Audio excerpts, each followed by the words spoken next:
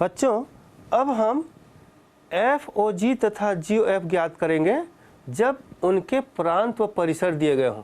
ऐसे प्रश्न लेते हैं। देखिए एग्जाम्पल है,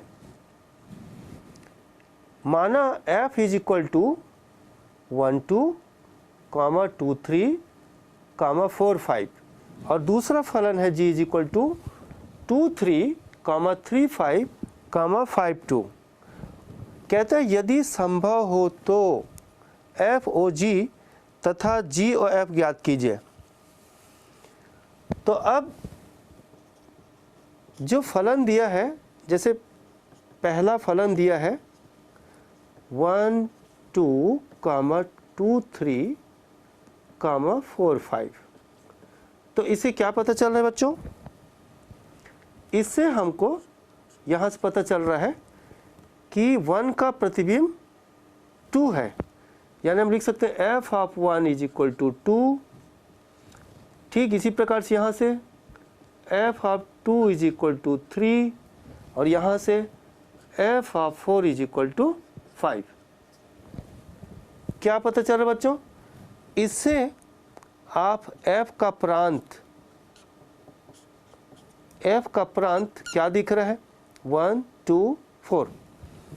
ठीक है बच्चों, 1 2 4 और f का परिसर, ये दो चीज स्पष्ट है इसमें। परिसर कौन है? जो संबंधित है। क्या क्या संबंधित है? 2 3 5, डायरेक्ट नोट कर सकते हो। 2 3 5 दिख रहे बच्चों? 2 3 5।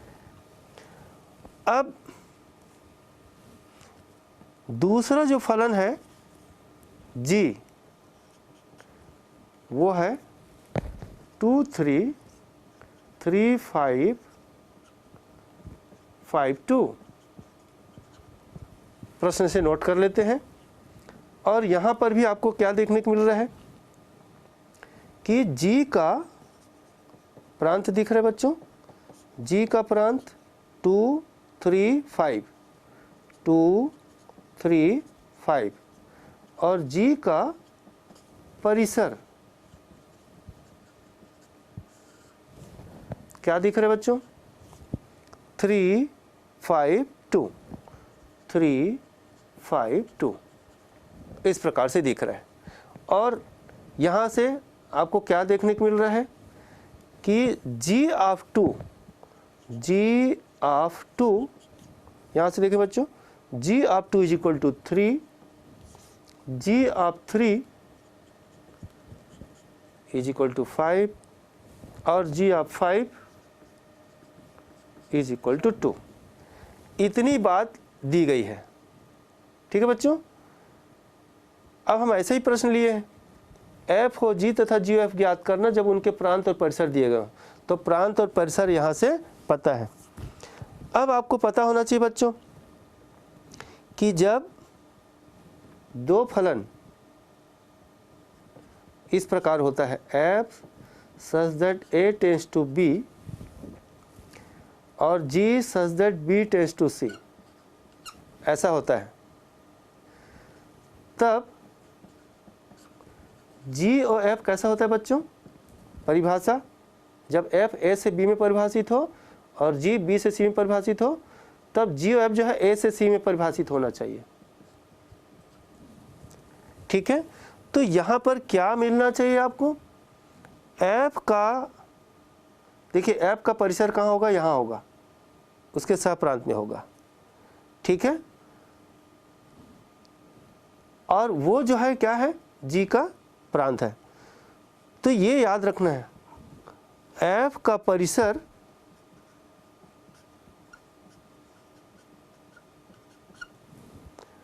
और G का प्रांत को देखिए।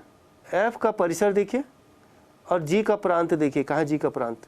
ये f का परिसर है, वह 2 3 5 और G का प्रांत है। दोनों क्या दिख रहा है? समान दिख रहा है। ठीक है,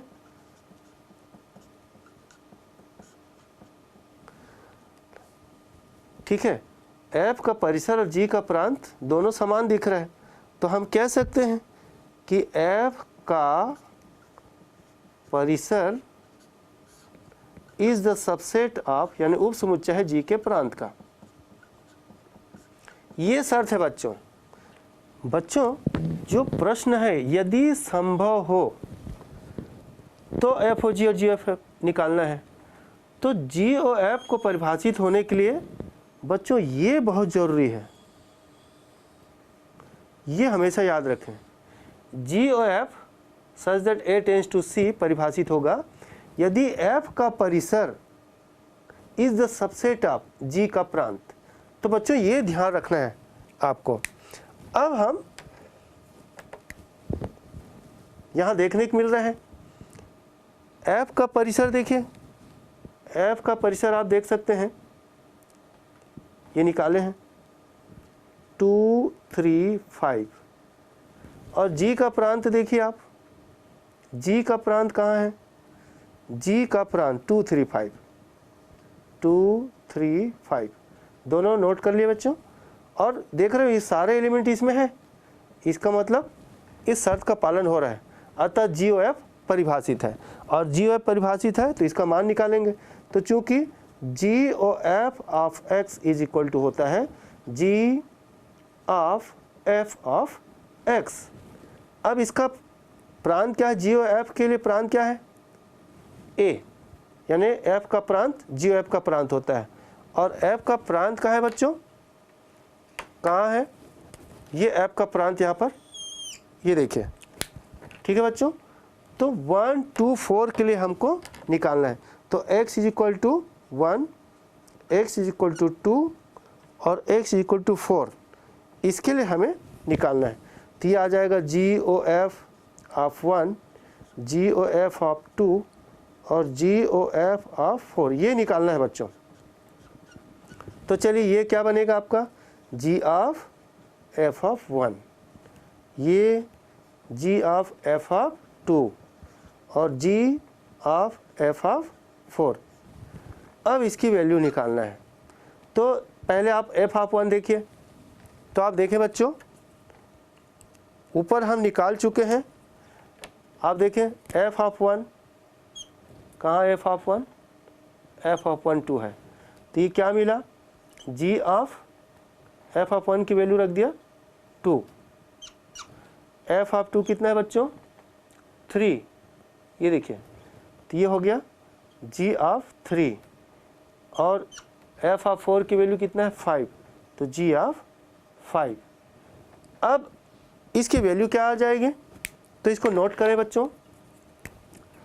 जी ऑफ 2 यहाँ से देखने को मिल रहा है, जी ऑफ 2 कितना? देखिए आप, जी ऑफ 2, ये जी ऑफ 2 देखें यहाँ, तो जी ऑफ 2 कितना दिख रहा है? 3।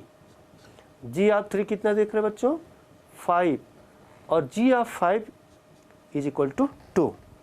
तो देयरफॉर हमको रिजल्ट मिला G O F is equal to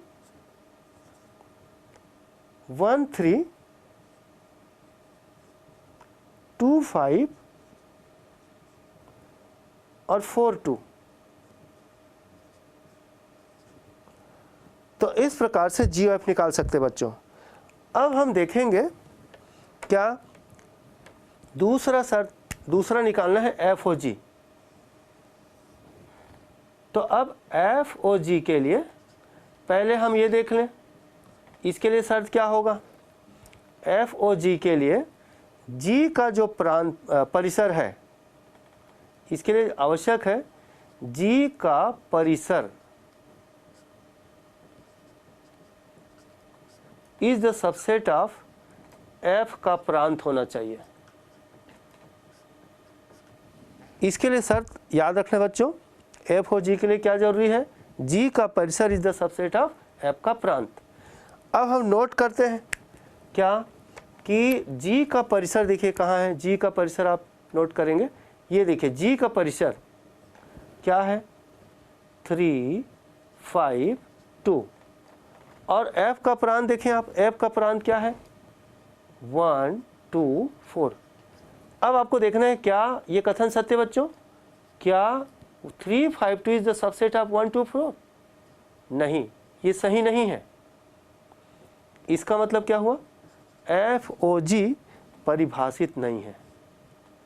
परिभाषित नहीं है, अतः इसको निकालना संभव नहीं है।